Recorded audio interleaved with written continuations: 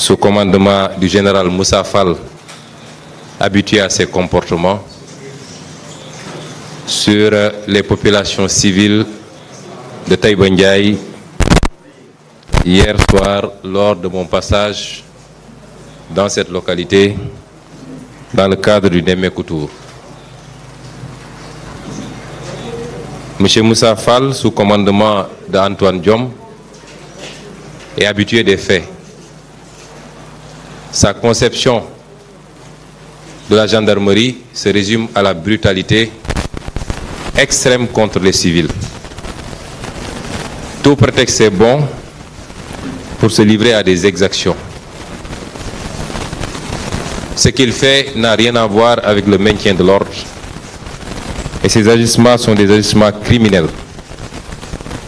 Hier, beaucoup de jeunes de Taïba Ndiaye se sont retrouvés à l'hôpital avec des blessures très graves. Des jeunes désarmés qui, contrairement d'ailleurs aux manifestations qui peuvent exister à Dakar, non seulement n'ont pas manifesté, mais se limitaient à accueillir un leader politique, mais nous étions dans des contrées qui ne sont pas habituées au contact avec les forces de l'ordre. Ce qui fait que, malgré la supériorité numérique, ces jeunes ne sont pas battus contre ces gendarmes. Mais quand vous entendez un commandant donner des instructions, des ordres, en disant même s'ils se retirent, tirez sur eux, on n'est plus dans le maintien de l'ordre. C'est des agissements criminels et c'est ça la gendarmerie sous les ordres du général Moussa Fall. Je souhaite prompt rétablissement à tous ces jeunes, tout en réitérant au président Macky Sall, à son ministre de l'Intérieur, à son général et à son chef de la police, qu'aucune intimidation ne pourra passer. Il s'y essaie depuis très longtemps, mais s'il n'a pas encore compris que nous ne sommes pas des gens intimidables, c'est qu'il est loin d'être au niveau d'intelligence que nous pensions. Au-delà, ces agissements vont appeler à des réactions des populations. Ça, c'est inévitable. J'y reviendrai certainement. Nous vous avons conviés pour parler principalement de deux séries de problèmes. Le premier est lié aux farces judiciaires en cours, avec un enchaînement inédit que jamais on a vu au Sénégal et peut-être nulle part dans un pays qui se réclame démocratique.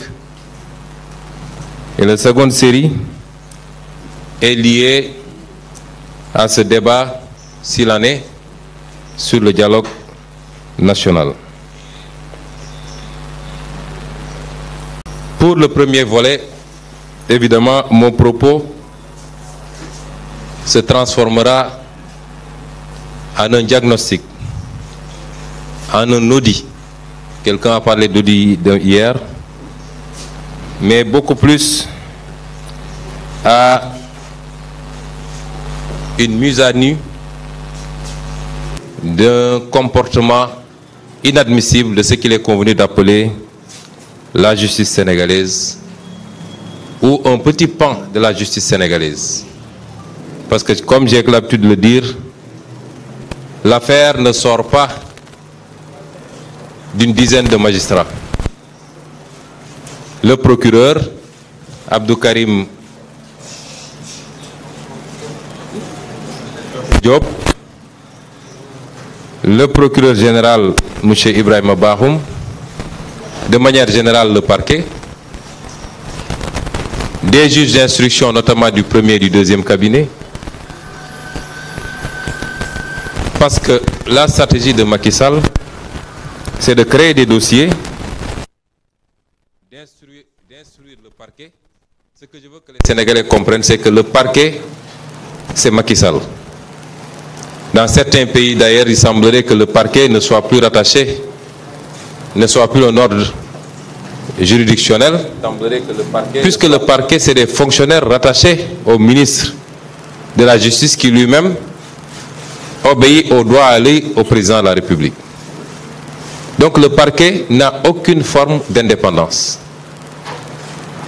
Tous les gens qui ont été arrêtés aujourd'hui, placés sous mandat de dépôt, je veux que les Sénégalais comprennent que c'est Macky Sall qui les a immédiatement, personnellement arrêtés et placés sous mandat de dépôt. Qu'ils soient journalistes, acteurs politiques, société civile, en tout cas toutes les voix discordantes qui sont aujourd'hui entre les mains de la justice, il faut comprendre que c'est directement l'œuvre de Macky Sall. La stratégie, c'est quoi? C'est d'arrêter en masse, et puisqu'ils n'ont pas confiance à 100% que les juges vont suivre, de retarder au plus tard possible la présentation des prévenus devant un juge. Et c'est pourquoi soit on les met sous mandat de dépôt et on laisse pourrir pendant des mois, soit on les met sous contrôle judiciaire, ou alors, comme El Malick Ndiaye ici présent, on leur met un bracelet électronique. Et cela pour pouvoir gagner le plus de temps possible en prenant des innocents, en laissant des innocents à Rebeuss qui viennent de passer leur Korité là-bas, là où Macky Sall, son fils Amadou Sall, qui passe tout son temps maintenant à battre propagande et à essayer, semble-t-il, de recruter des nervis, et sa femme Marème Faye Sall, toute leur famille ont passé tranquillement la Korité chez eux.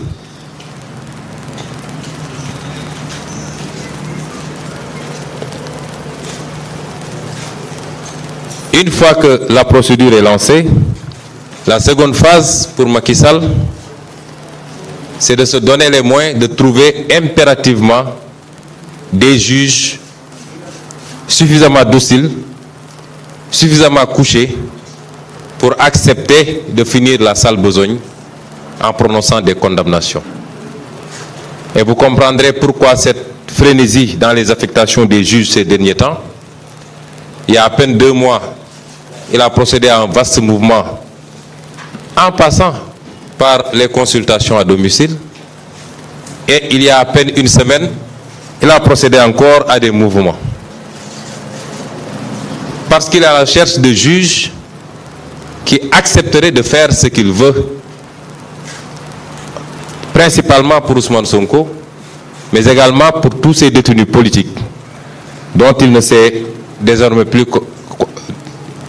quoi faire.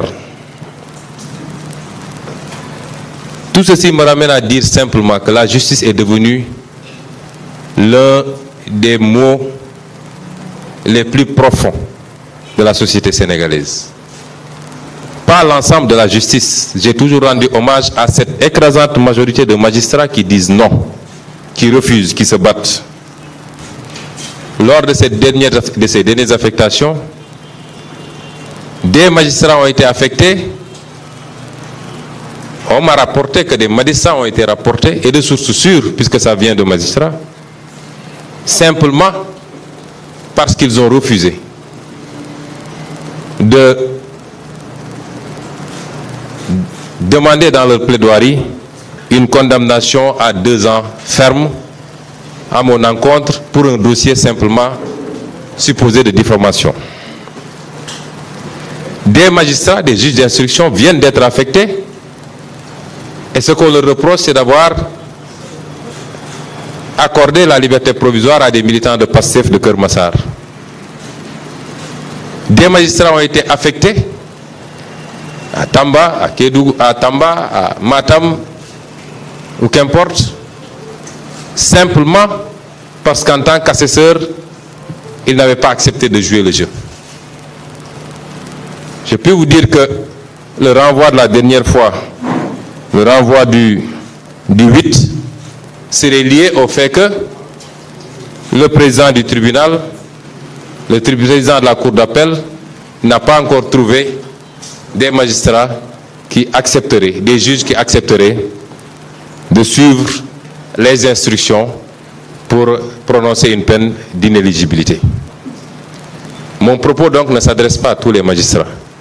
Je vous ai dit qu'aujourd'hui, c'est quelques postes au niveau des parquets, au niveau du cabinet d'instruction, au niveau de la Cour suprême et du Conseil constitutionnel qui risquent de mettre ce pays à feu et à sang.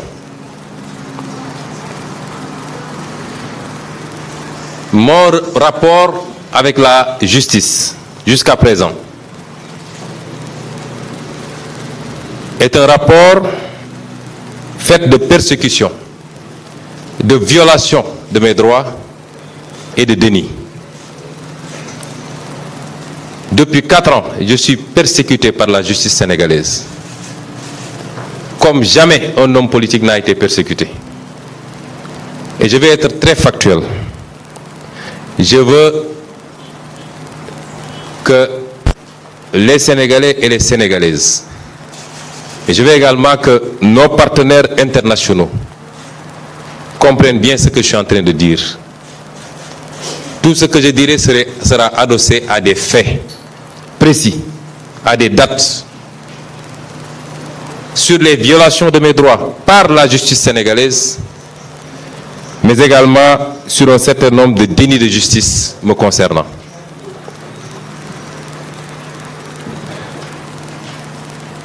Vous vous rappelez dans quelles conditions j'ai été radié de la fonction publique en 2016, sans que mes droits élémentaires n'aient été respectés. L'on m'a refusé même le droit de me faire assister par des conseils tels que prévus par la loi, pour être auditionné par une commission. C'était la première grande violation et qui a été validée par la Cour suprême quand on l'a saisie pour s'en plaindre. Ensuite, lorsque ce complot a éclaté, parce qu'il ne fait l'ombre d'un doute dans la tête d'un seul Sénégalais de l'évidence du complot, j'avais été convoqué alors que j'ai bénéficié de mon immunité de député. Le ministre de la Justice, donc Macky Sall, ordonne le procureur qui saisit la section de recherche pour que je sois convoqué, alors que la loi, la Constitution, comme la loi organique sur l'Assemblée nationale, disent qu'aucun député ne peut être poursuivi, arrêté ou condamné sans que son immunité ne soit préalablement levée, sauf en cas de flagrant délit.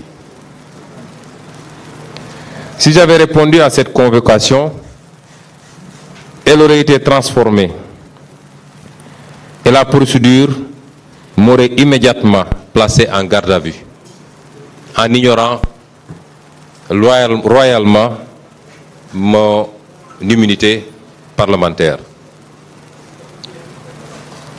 Ensuite, le procureur Serigne Bassirou Gueye a établi un réquisitoire qui visait X. Mais à notre grande surprise, le juge d'instruction demande la levée de mon immunité parlementaire en m'identifiant nommément, alors que le réquisitoire visait X. Une seconde grande violation de mes droits. Il est important que je rappelle tout ça parce que les Sénégalais peuvent oublier. Ensuite, il y a la levée illégale de mon immunité par l'Assemblée nationale avec une commission qui n'était pas complète, puisque l'opposition avait décidé de ne pas siéger et la loi a dit qu'on ne peut pas faire une commission pour lever l'immunité si elle n'est pas représentée d'une certaine manière avec une répartition opposition-pouvoir. Ce fut un autre forcing pour lever mon immunité parlementaire. Après la levée de mon immunité parlementaire, j'avais été convoqué, si vous vous rappelez bien, le 3 mars. Et en me rendant au tribunal comme tout citoyen convoqué, mon convoi a été bloqué au niveau de Mermoz et d'autres procédures. J'ai été arbitrairement arrêté et détenu pendant 6 jours à la section de recherche et d'autres procédures ont été ouvertes, notamment pour troubles à l'ordre public, mais également appel à l'insurrection, participation à une manifestation non autorisée. N'eût été la détermination du peuple sénégalais entre le 3 mars et le 8 mars, je ne serai pas là devant vous à faire ce présent point de presse. Et étant en garde à vue à la section de recherche, le juge d'instruction m'envoie un mandat de comparution, ce qui est illégal. Et il m'entend hors présence de mes avocats conseils, auxquels le juge d'instruction avait refusé l'accès au bureau. Il a fallu tout le tintamarre que vous connaissez et que les avocats aient failli défoncer la porte pour que le juge daigne ouvrir, mais après m'avoir entendu, sans la présence de mes avocats. Une autre violation flagrante de mes droits.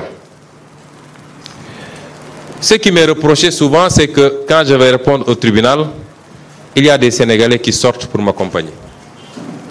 Je rappelle que lorsque, du temps de Abdoulaye Wade, un ancien Premier ministre avait été convoqué, il a fait une procession en passant par toutes les rues de Dakar à Sandaga pour aller répondre. Mais je rappelle que Macky Sall lui-même, quand il avait été convoqué, il s'est fait accompagner par une nuée de ses militants et pire encore, il roulait en sens interdit avec ses militants pour aller au tribunal. Et aujourd'hui, il nous dénie cette possibilité au point de se livrer à des comportements d'une violence extrême. À l'issue de cela, monsieur le juge d'instruction de l'époque, sous la pression de la rue, parce que sa première option était un mandat de dépôt immédiat. Et c'était le réquisitoire d'ailleurs du procureur de la République. C'est uniquement sous la pression de la rue qu'il a changé d'option pour me mettre sous contrôle judiciaire. Lequel contrôle judiciaire est arrivé à expiration au jour de la signature de l'ordonnance du juge d'instruction. Mais de manière illégale, jusqu'à présent, on me refuse mon passeport, on me refuse tout déplacement en violation de mes droits les plus élémentaires. Depuis plus de 2 ans, j'ai demandé la levée du contrôle judiciaire, sans suite. Pire encore, 2 ou 3 demandes ont été introduites pour nous permettre de voyager et souvent le juge n'a même pas daigné répondre. La dernière demande qui a été déposée sur la table du juge Maham Diallo, il n'a même pas daigné répondre. Alors que la loi lui fait obligation de répondre à ces demandes.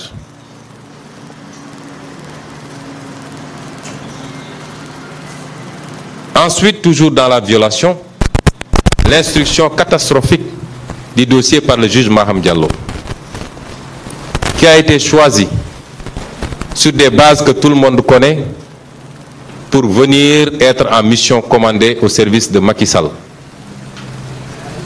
Peut-être c'est une histoire de parenté, peut-être c'est une histoire d'argent, peut-être c'est une histoire de pression.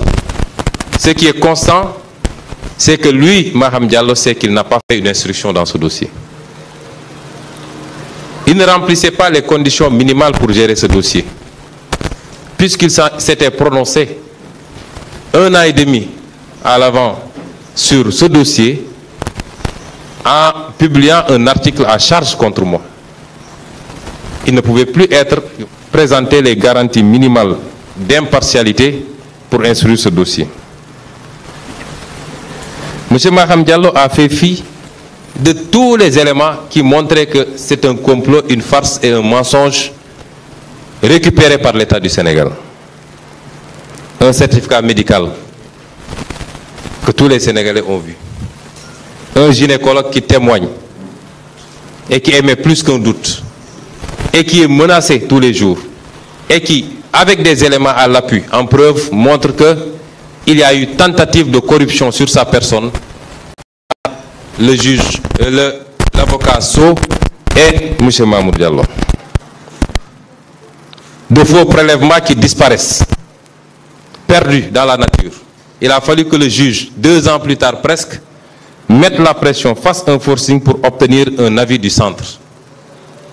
Ça veut dire que ça n'a respecté aucune procédure. Une enquête interne de la gendarmerie qui établit le complot et qui implique le procureur Bassirou Gueye dans la manipulation du PV. Des audios présentés par le dénommé M. Signas et confirmés par la plaignante qui, devant le juge, dit que c'est ma voix, effectivement c'est moi qui l'ai dit, mais je plaisantais. Des témoignages qui impliquent Macky Sall directement. Tout ça est dans les PV, figure dans les PV dans le dossier. Les témoignages des autres personnes qui étaient présentes, qui sont tous à décharge. M. Mahmoud Diallo qui, devant le juge, lui dit qu'il n'a absolument rien à dire et qu'il attend qu'il y ait des procédures contre lui. Autant d'éléments. Et malgré tout, M. Maham Diallo a trouvé le moyen de renvoyer ce dossier. Je veux dire que je ne suis pas surpris d'ailleurs par l'autre dossier qu'on agite et pour lequel on retient un de vos collègues, messieurs les journalistes, concernant M. Frédéric Napel, qui est un acolyte et un complice de M. Maham Diallo. Je détiens des éléments sonores où ce monsieur lui-même dit que c'est M. Maham Diallo qui l'a fait venir de Guinée-Bissau pour assurer sa sécurité, qui lui a demandé d'assurer la sécurité de la plaignante, qui dans cet audio affirme même intervenir dans le cadre d'un prévenu qui aujourd'hui est en détention, qui a été arrêté pour trafic de faux billets pour plus d'1 milliard et qu'il dit qu'il intervient pour le compte de M. Maham Diallo pour que ce prévenu-là soit traité autrement, allant jusqu'à promettre à ses interlocuteurs de leur donner leur part dans le butin. Et dans cet audio, ce monsieur va jusqu'à dire que l'ancien Semga préparait un coup d'État pour le 3 avril passé et que c'est lui qui a empêché ce coup d'État et qui en a parlé à M. Macky Sall. C'est ces gens-là qui aujourd'hui fréquentent le bureau du doyen des juges et servent de relais entre lui et autre chose. Et dans cet audio, ce monsieur dit que c'est le ministre de la Justice et le ministre de l'Intérieur qui lui ont demandé de porter plainte contre M. Frédéric Napel, contre M. Babacar Touré de Kewoulo et M. Ousmane Sonko. Que Babacar Touré sera jugé au mois de juin, il sera condamné à 25 millions et 6 mois, et que Sonko sera jugé au mois d'août, il sera condamné à 500 millions et 1 an ferme. Que c'est ces engagements qui lui ont été donnés par le ministre de la Justice et le ministre de l'Intérieur. Voilà la mafia d'État que nous avons aujourd'hui.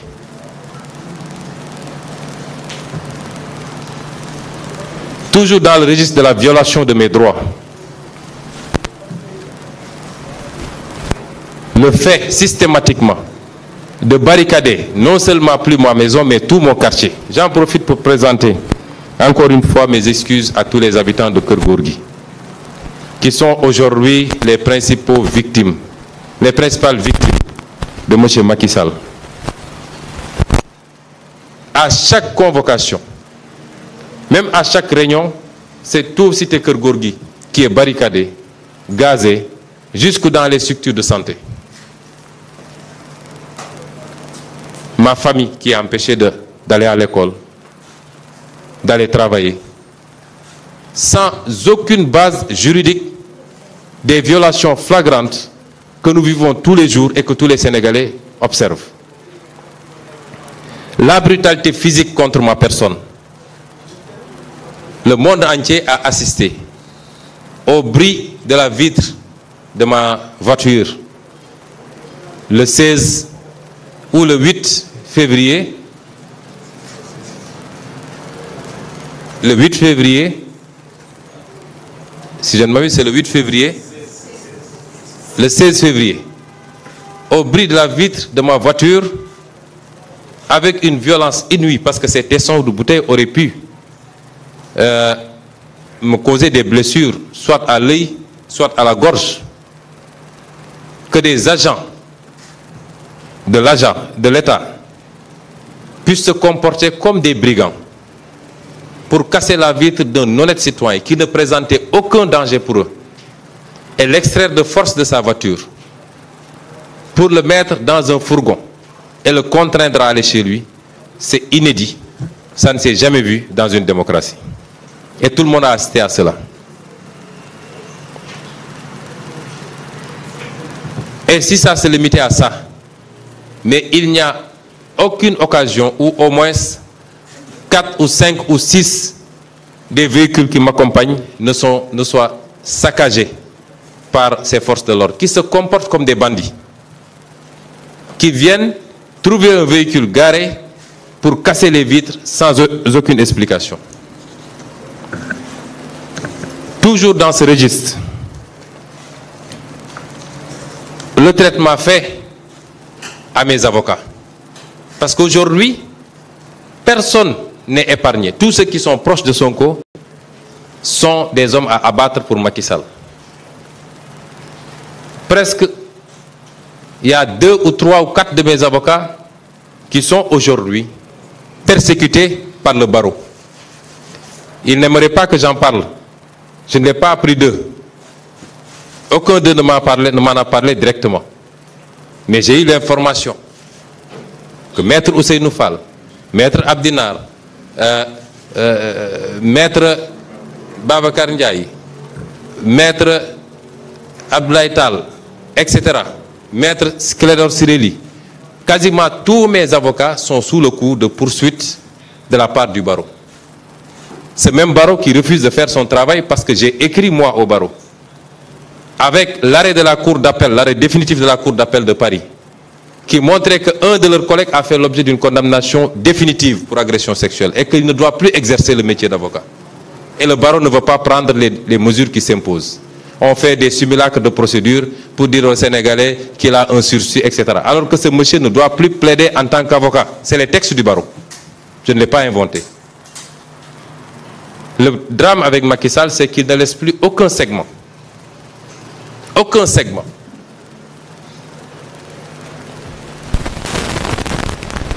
Vous avez vu le traitement qui a été réservé à un avocat étranger, Maître Juan Branco.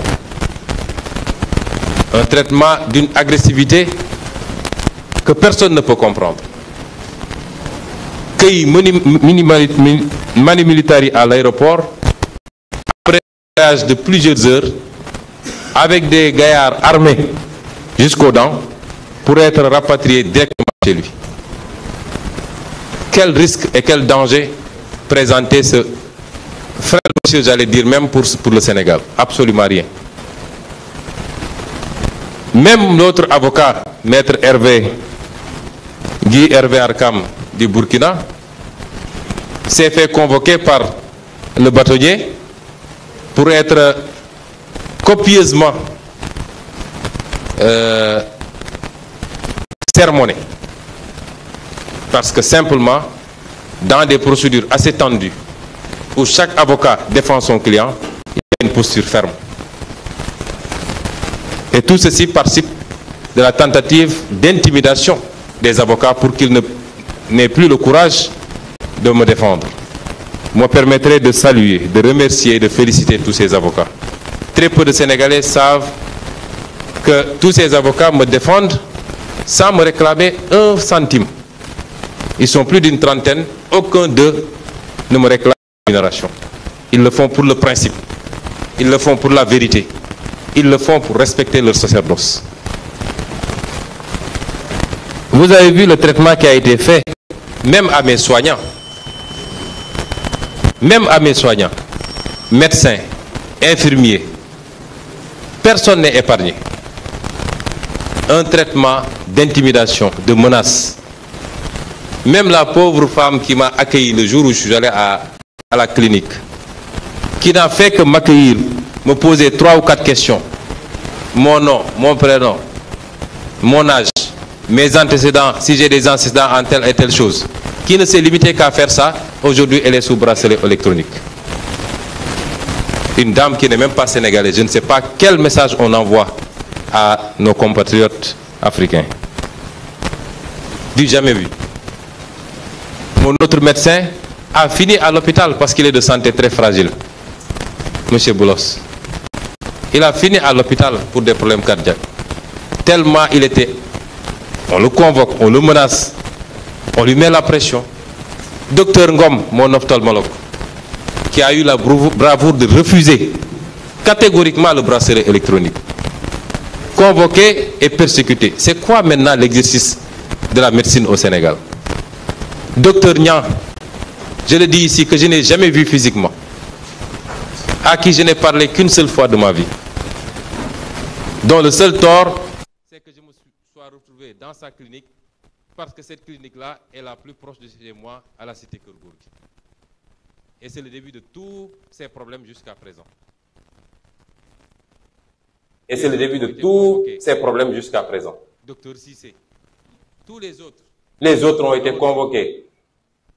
Docteur Cissé, tous les autres, docteur Awandoy, simplement parce qu'ils sont des médecins qui ont eu à consulter Ousmane Sonko. De nos militants sympathisants la traque et les arrestations tous azimuts. De nos militants sympathisants et de toutes voix discordantes. Aujourd'hui, nous avons 355 détenus de PASTEF dans les geôles de Macky Sall pour des motifs plus erronés les uns les autres. Il a raison de dire qu'il y a une clochardisation de certains magistrats. Moi, j'ai repris le texte de Bassirou Diomaye. Il a raison de dire qu'il y a une clochardisation de certains magistrats. Je le dis ici et je l'assume. Et ils font ça qu'il est détenu aujourd'hui. Dans ce cas-là, les Fadilou Tall, etc. Des gens qui ne sont pas officiellement de PASTEF. Les Cheikh Omar Diagne, les Karim, etc. Je parle, les Niddoff, ainsi de suite. Tous ces gens-là aujourd'hui, est-ce que les Sénégalais sont en train de se rendre compte de ce qui se passe? Est-ce que ça ne crée pas un sentiment de révulsion, de révolte vis-à-vis de ce que Macky Sall est en train de faire? Et nous sommes tous là en train de regarder le monstre avancer, chaque jour un pas de plus vers son objectif, c'est-à-dire instaurer une dictature au Sénégal. Faire de sorte que les gens n'oseraient parler que dans le sens de ses intérêts et de ce qu'ils veulent entendre.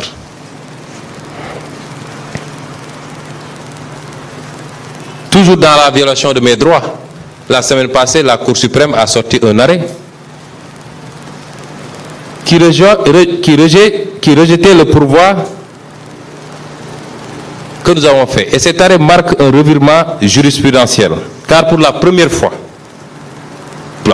dans l'histoire de la Cour suprême, le juge de cassation rend une ordonnance d'irrecevabilité en allant au fond des choses. Vous savez que la Cour suprême n'apprécie pas du fond. Pour la première fois, un juge de la Cour suprême apprécie le fond des choses, et alors que cela est de la compétence de la Chambre composée de plusieurs magistrats, mais ce n'est pas de la compétence d'un seul juge. Et le texte dit que si le pourvoi est manifestement irrecevable, le président de la Chambre prononce l'irrecevabilité par voie d'ordonnance. Or ici, le juge va contourner le problème en vidant le fond de l'affaire pour revenir parler après d'irrecevabilité. Les juristes savent de quoi je parle. Juristes universitaires, avocats, magistrats, tout le monde sait que ça c'est une mascarade que la Cour suprême vient de faire. Et c'est constant, ces comportements de la Cour suprême. Toujours dans le cadre de la violation de mes droits, la rapidité avec laquelle les affaires sont enrôlées. On n'a jamais vu la Cour d'appel enrôler un dossier alors que le délai d'appel n'est même pas arrivé à terme. La loi, moi j'ai droit à 1 mois pour déposer mon appel. Et vous ne pouvez pas enrôler le dossier avant la fin de ce mois-là. Et le juge Bahoum trouve le moyen, lui, d'enrôler un jugement rendu le 30, il enrôle le 17. Ça, c'est unique dans les annales judiciaire du Sénégal. C'est du jamais vu. Et le renvoi également, pas le renvoi, mais l'enrôlement de cette farce de viol supposé. Alors qu'aujourd'hui, il y a des dizaines, des centaines de dossiers qui attendent en chambre criminelle depuis 3 ans, 4 ans, personne n'y a touché. Et tout de suite et maintenant, on nous dit qu'on va enrôler un dossier concernant Ousmane Sonko. Toujours dans la violation de mes droits, la tentative d'assassinat contre ma personne. Je l'ai dit ici, ils se sont fondus en toutes sortes de commentaires. Et je peux vous dire que tout le harcèlement qui a été exercé sur mes médecins était lié à cette affaire-là.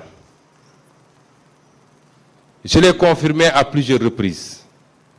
Et je le confirme aujourd'hui encore. Nous avons envoyé les éléments hors du pays.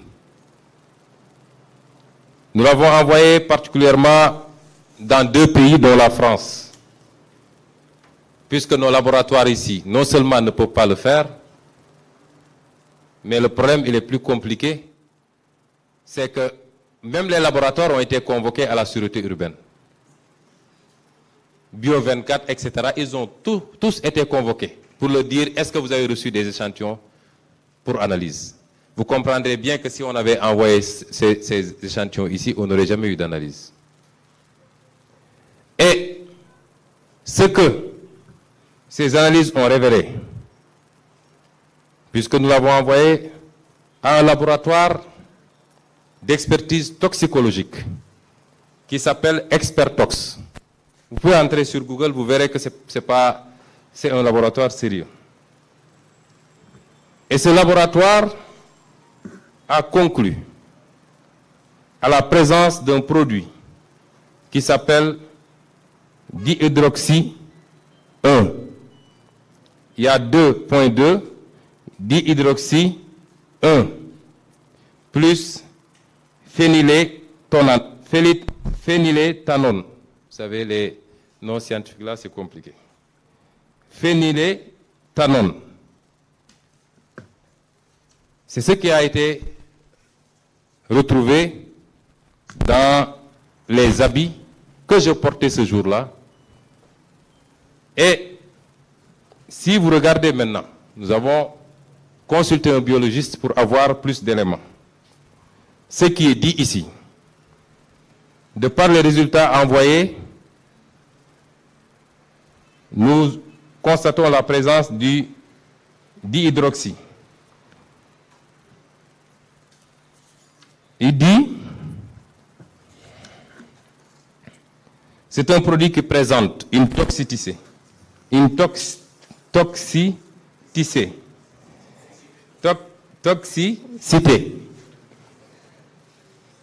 2 points. Intoxication aiguë en cas d'ingestion orale, 100%. Provoque une irritation cutanée liée à l'activité corrosive, 100%.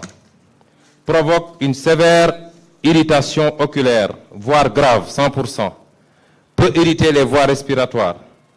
On note une familiarité par rapport à l'acétophénone.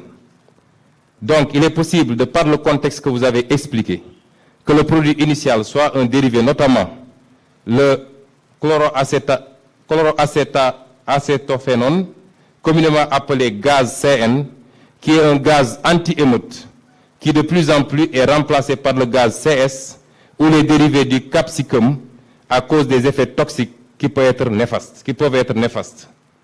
À forte concentration dans un espace confiné, il a été décrit des cas de létalité en rapport avec une intoxication aiguë,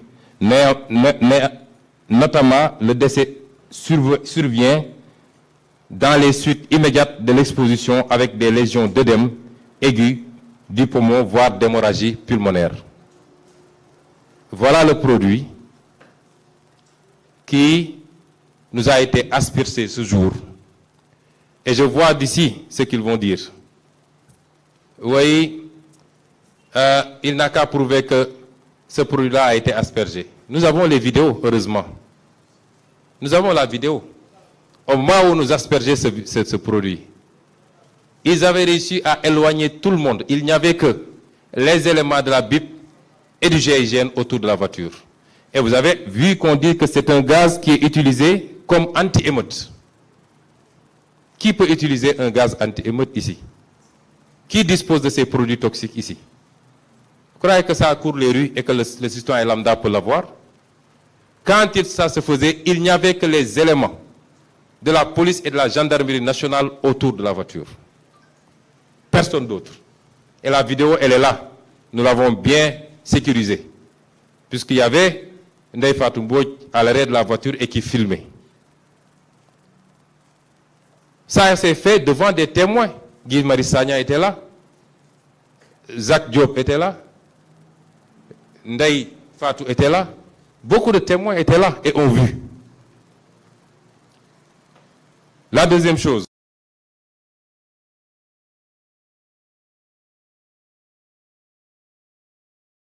Puis, ils vont dire que nous n'avons pas respecté la procédure, parce qu'il y a une procédure avec des scellés, des ceci, des cela. C'est maintenant qu'on va commencer cela. Parce que l'ensemble des éléments sont encore dans le laboratoire, bien gardés. Lorsque nous allons démarrer nos procédures, le juge qui s'appropriera du dossier pourra aller écrire au laboratoire ou se présenter au laboratoire. Il trouvera tous les éléments, il peut faire les contre-expertises qu'il veut. Et ça confirmera la même chose. Et c'est pourquoi je dis qu'il y a une tentative d'analyse, d'assassinat. Que je considère, j'ai pas dit meurtre, parce que la différence juridiquement entre l'assassinat et le meurtre, c'est la préparation, la préméditation même. Je considère que c'était prémédité ce qui s'est passé. Parce que nous asperger de ce produit dans un endroit clos, comme le dit le document, c'est-à-dire dans une voiture fermée. L'objectif qui était recherché, c'était de nous assassiner. Et ceux qui l'avaient fait avaient tous porté, eux, des masques. Nous n'en avions pas. C'est pourquoi nous allons traiter ce dossier comme ça se doit. Les avocats, aujourd'hui, les actes à poser, et nous les poserons. Ceci a entraîné des conséquences en matière de santé. Tous ceux qui me connaissent et qui m'observent s'inquiètent de ma santé. Effectivement, je suis d'une santé très fragile depuis quelque temps. L'IRM qui a été réalisé également a révélé des choses qui peuvent prêter à inquiétude au niveau cervical. Au niveau du cerveau.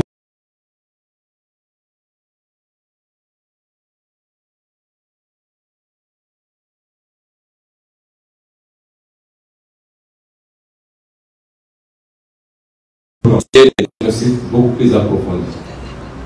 Mais avec la dictature de Macky Sall, qui aujourd'hui nous empêche de sortir du territoire, nous sommes obligés de gérer. Mais je voudrais dire à tout le monde que je tiens Macky Sall pour responsable de tout ce qui pourrait m'arriver. Et je demanderai à tous mes proches, politiquement, familialement, et toutes sortes de proximité, de se donner les moyens de rendre tous les coups qu'on nous a donnés si ça continue comme ça. Je l'avais dit, c'est ça le sens du Gatsa-Gatsa. Nous ne pouvons pas être dans un pays où Macky Sall pense que lui, son fils, sa femme ont plus droit à la sécurité, à la vie paisible que tous les autres. Je suis père de famille. J'ai des enfants. J'ai droit à ce minimum. Et depuis des semaines et des mois, tout le Sénégal assiste à cette persécution de Macky Sall, prolongée par Antoine Diop, Ismaël Madior Fall, le général Fall, M. Yak et tous ceux qui exécutent. Plus maintenant, quelques magistrats qui s'adonnent à cela. Quel que soit mon état de santé, je ne baisserai jamais les bras. Ce combat, nous allons le continuer. Je continuerai mes tournées. Je continuerai mes activités jusqu'à la fin parce que nous nous sommes engagés pour cela. C'est un sacerdoce. Les délits. Je vous ai parlé des violations de mes droits. Mais à côté, il y a des demi. Cette même justice qui s'acharne contre moi n'a jamais accepté d'instruire mes plaintes. Jamais. Jamais. Depuis ma radiation, en 2016. Ensuite, nous avons le cas de notre sœur Maria Massaya, assassinée sauvagement en 2017. Jusqu'au moment où je vous parle, la justice sénégalaise refuse de connaître et de traiter de ce dossier. La plainte sur les 94 milliards contre M. Mamoud Diallo, que j'ai déposée le 4 mai 2018, sur la table du procureur Abdou Karim Diop, sait que cette plainte est sur sa table. L'OFNAC a sorti un rapport pour dire que tout ce que Sonko a dit est vrai. Et la justice refuse de traiter ce dossier. La même plainte que j'ai déposée après au niveau du doyen des juges d'instruction, le 20 août 2019, et il a considéré que je n'avais pas qualité à agir alors que je suis un citoyen sénégalais, député de surcroît en ce moment. Donc, ayant totalement le droit de dénoncer des faits de corruption, des faits de détournement des deniers publics ou des faits d'escroquerie, plus particulièrement, comme l'a dit le rapport de l'OFNAC. Le 5 janvier 2003. J'ai déposé le 5 janvier 2003 des plaintes contre le groupe des comploteurs. D'abord, auprès du procureur général près la cour d'appel contre Maître Jacques, puisque vous savez que les avocats. J'ai déposé également contre les sieurs Mamoud Diallo, de M. Bayla, Sidi Ahmed Mbaye et la dame Adjissar. J'ai déposé des plaintes pour complot avec des faits précis, des éléments audio, des actes, des relevés téléphoniques. Jusqu'à présent, le juge refuse, les procureurs refusent de connaître de ces dossiers. J'ai déposé une plainte au niveau de l'IGAJ et de la Cour suprême le 8 novembre 2022 contre M. Serigne Bassirou Gueye, avec des faits très précis. La justice refuse de traiter cela. J'ai déposé le 13 janvier 2023 une plainte toujours au niveau du parquet général contre M. Elas Diouf. Avant de passer à ça, je rappelle que si le procureur général, M. Ousmane Diagne, a été relevé, c'est parce qu'il avait décidé de donner suite à ma plainte contre Serigne Bassirou Gueye. Immédiatement, Macky Sall l'a relevé de ses fonctions. Contre M. Elas Diouf également, le 13 janvier 2023. Contre M. Abdou Karim Diop et Ibrahima Bakhoum. Plainte déposée le 12 avril 2023 auprès du parquet général de la Cour suprême. Pour avoir violé mes droits à l'appel, on enrôla le dossier pendant le délai d'appel. La justice ne donne pas suite. La justice refuse de connaître du dossier des 14 martyrs assassinés lors des manifestations de 2021.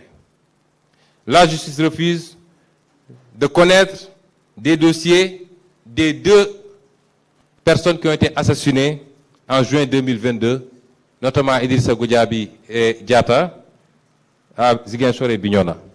La justice refuse de connaître de tous nos recours devant la Cour suprême pour la violation de nos libertés. Comment voulez-vous que nous continuions à accorder le moindre crédit à cette justice et à lui reconnaître une légitimité? C'est pourquoi je demande solennellement à chacun de prendre ses responsabilités désormais. Que ces juges et ces procureurs qui agissent sur commande, qui ont cessé d'être magistrats depuis longtemps, qui ont trahi leur serment et qui, pour des raisons strictement matérielles ou matérialistes, ont décidé de servir un homme et non pas le droit, nous ferons face. Nous n'accepterons plus qu'on nous fasse mal. La justice nous a fait trop de mal. Trop de mal. Il n'y a pas pire injustice que celle qui consiste à se cacher derrière la loi ou une institution pour faire du banditisme. Ce à quoi nous sommes en train d'assister, c'est du banditisme de personnes. doivent savoir que nous n'accepterons pas de subir. Chacun prendra ses responsabilités. C'est vous dire également que nous avons décidé d'engager une campagne de désobéissance civique vis-à-vis de cette justice. Parce que quand une justice est injuste, nous n'avons plus l'obligation de la respecter a fortiori, d'accepter de jouer son jeu. Le contenu, vous le saurez. Mais à partir de maintenant, nous avons décidé d'opter pour une attitude de désobéissance civique contre cette justice injuste. C'était le premier point de mon allocution. Le second est lié au dialogue. On nous parle de dialogue, de dialogue, de dialogue. Mais celui qui parle de dialogue lui-même a dit qu'on n'a pas besoin de dialogue. Parce que dans son allocution, il dit qu'il n'y a aucun problème au Sénégal. Qu'il n'y a pas de prisonniers politiques. Que les institutions marchent bien. Que tous les Sénégalais sont heureux. Pourquoi dialoguer? Pourquoi dialoguer? Quand cela ne tienne, on lui accorde cela. Mais la première question que je pose, que sont devenues les conclusions des précédents dialogues? Nous ne sommes pas des amnésiques. Il y a le dialogue de 2016 qui s'était conclu le 28 mai 2016. Et Macky Sall avait décrété cette date, journée nationale du dialogue. Le dialogue de 2016. Et ces concertations devaient porter sur des questions d'intérêt national qui impliquaient le pouvoir, les acteurs politiques et la société civile.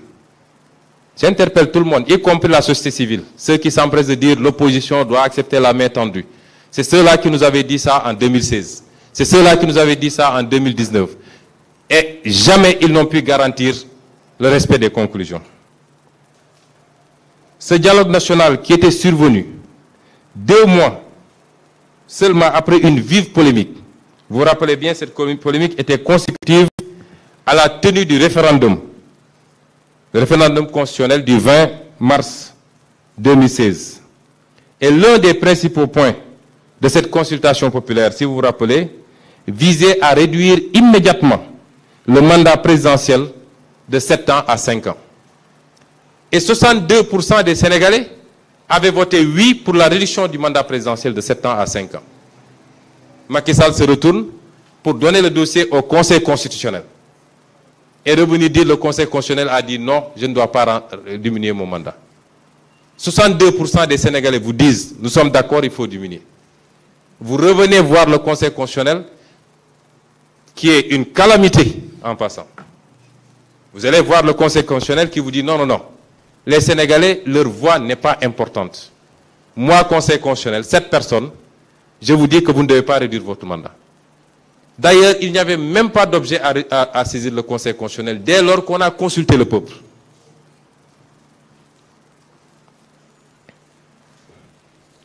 Alors, le second dialogue, c'est le dialogue qui s'est déroulé du mois de mai 2019 au mois de juin 2021, qui a connu une pause à cause de l'épidémie, la pandémie du Covid, dirigé par M. Famara Ibrahima Sagna, mais dont le pan le plus important était dirigé par Feu Général Niang.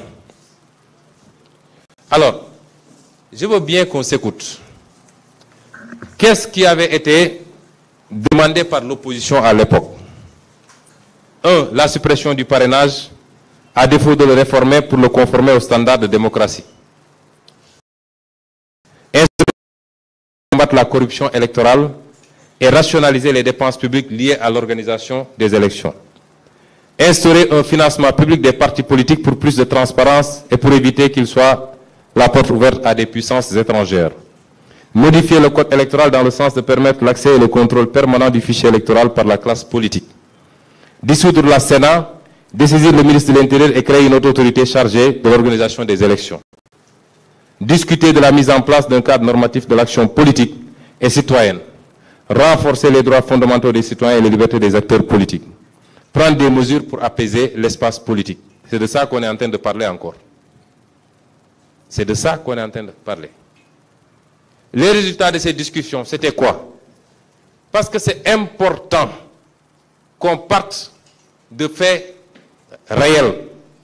Parce que sinon, Macky Sall, il croit que les Sénégalais sont complètement amnésiques et qu'à chaque fois, il peut reprendre les mêmes démarches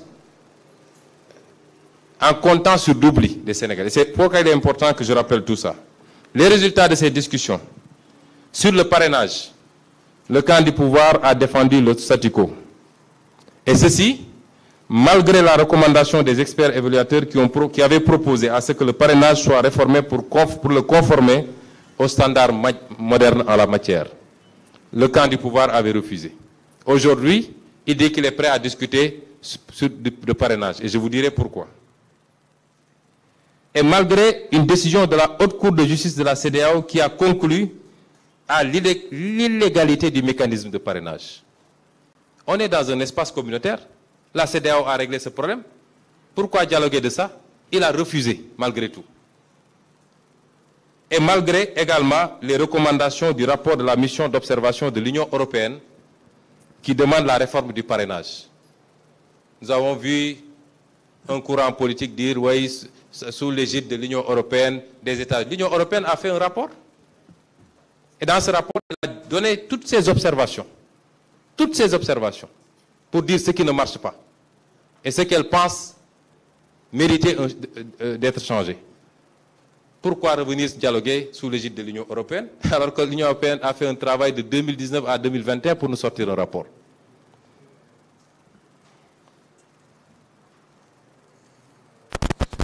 Et deuxième point, sur le bulletin unique. C'était les résultats, je suis en train de vous les lire.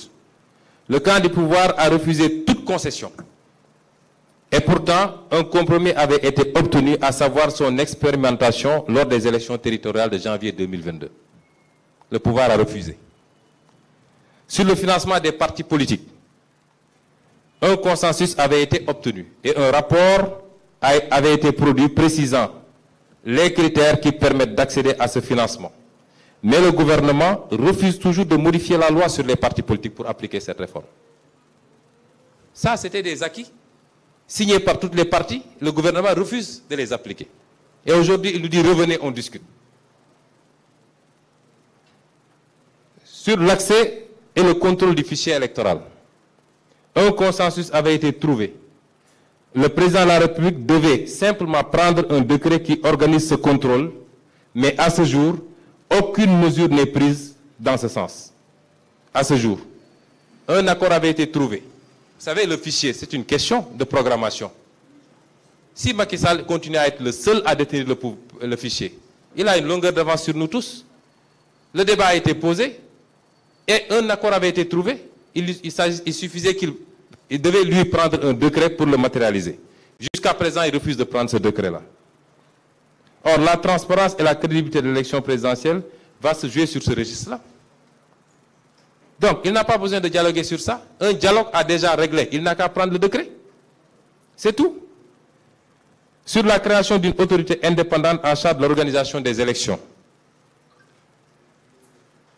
Les représentants du pouvoir ont opposé un niet catégorique aux membres de la commission du dialogue en ce moment. Et ça, c'est une vieille revendication de l'opposition qui date de 2017, qui faisait suite à un constat d'une crise de leadership de la Sénat et l'absence de neutralité du ministre de l'Intérieur.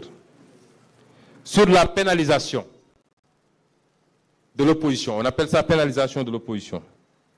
Le camp du pouvoir n'a même pas voulu en débattre, alors que l'objectif ici était de modifier certaines dispositions du Code de procédure pénale qui rendent automatique le mandat de dépôt en cas d'inculpation pour offense au chef de l'État, par exemple, entre autres. Voyez tout ce qu'on arrête là. Il suffit de citer l'intervalle article 80, je ne sais pas jusqu'à quel article, et le juge d'instruction dit que je suis lié. Il n'est pas lié, c'est faux. Aucun juge d'instruction n'est lié. Mais c'est ça qu'ils utilisent pour prendre les gens et les mettre en prison, sur des bases farfelues. Ça a déjà fait l'objet de dialogue. Et Macky Sall a dit niet. Sur la pacification de l'espace politique, le camp du pouvoir avait opposé un niet catégorique, prétextant que les acteurs n'était pas au-dessus de la loi, et ceci, nonobstant la rédaction, sur proposition du général Niang, d'une recommandation spéciale envoyée au chef de l'État pour amender les articles 29 et 30. Et malgré les recommandations des experts auditeurs, celles des experts évaluateurs, allant dans le sens de modifier les articles incriminés pour les conformer aux dispositions du Pacte international sur les droits civiques et politiques des Nations Unies. Donc, ces débats-là avaient été posés. Aujourd'hui, la semaine dernière, ou même dans cette semaine-ci, je crois le jeudi, M. Birame Souleye Diop est là, président du groupe parlementaire. Une proposition de loi avait été déposée sur la table de l'Assemblée nationale depuis longtemps pour la modification des articles L29 et L30, qui aurait réglé tous les problèmes d'éligibilité. La majorité mécanique de la coalition Benno Bokk Yakaar au sein du bureau de l'Assemblée nationale, c'est-à-dire 9 sur 7, a rejeté. Ils ne l'ont pas présenté. D'accord. Donc je dis, la meilleure manière de régler ces questions-là, on nous parle de loi d'amnistie. Parce que cette loi est sur la table de l'Assemblée nationale, si elle n'a pas été vidée.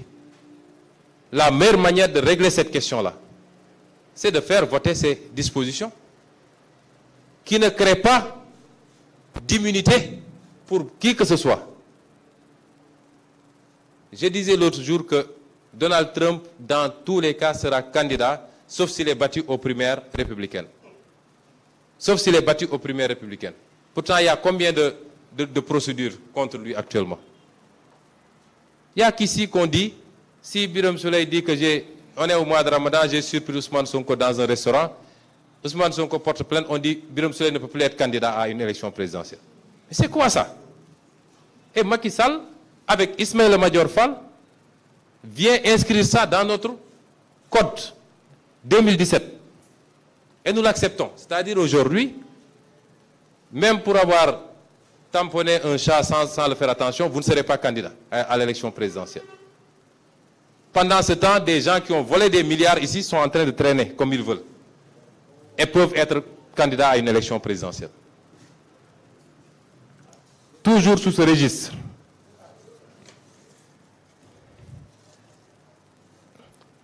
Il faut noter que le précédent dialogue politique nous avait coûté plus d'1 milliard. Plus d'1 milliard. Avec 1 milliard, combien de salles de classe on peut construire? Combien de postes de santé on peut construire? Ils prennent 1 milliard pour faire ce dialogue. Nous, on avait dit qu'on n'y va pas, parce qu'on sait que c'est une mascarade. À chaque fois que Macky Sall a fait un dialogue politique, c'est qu'il a deux objectifs. Le premier dialogue politique, c'était pour faire un arrangement et libérer un détenu. Le second dialogue politique,